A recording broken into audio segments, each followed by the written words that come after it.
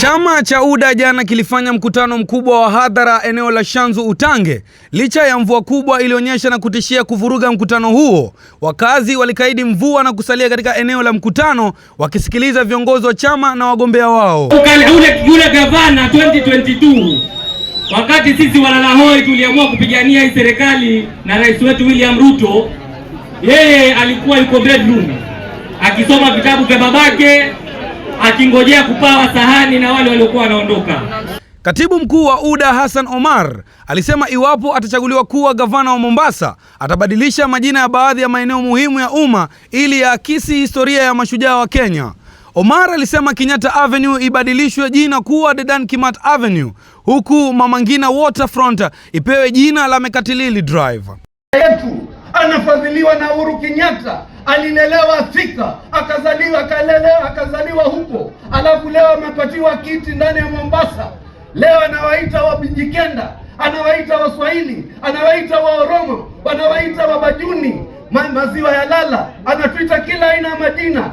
Omar pia alimtaka aliyekuwa mkuu wa nchi kujiepusha na siasa za Mombasa kufuatia madai kwamba anawafadhili baadhi ya watu kushindana naye. Alisema Mombasa inapaswa kupewa nafasi ya kuamua viongozi wake kupitia kura bila kuingiliwa na watu kutoka nje ya kaunti. Nimezaliwa katika mitaa ambayo inaitwa mitaa duni. Sisi we walked the street. Mkisikia tunazungumza kizungu, msije mkafikiria tulizaliwa Nyali wala Lavington. Sisi tumezaliwa mtaani na tunarudi mitaani kushirikisha watu mitaani ili hawa watoto wetu waishi katika hali ya heshima. Kwa upande wake, mwaniaji wa kiti cha MCA Shanzu Eliud Maluda alisisitiza haja ya Shanzu kupata soko pamoja na mradi wa affordable housing katika eneo la Shanzu kwa chifu. Maluda alisema miradi hiyo itasaidia kuleta maendeleo na kutoa nafasi za ajira kwa vijana wa Shanzu iwapo Hassan Omar Sarai ataingia madarakani kama gavana wa Mombasa. Tuongee na rais pale Shanzu tujengewe soko kubwa sana, mama zetu wametoka kuenda Kongowea. Tunataka tujengewe kiwanja kikubwa cha mpira kama vile Talanta Stadium.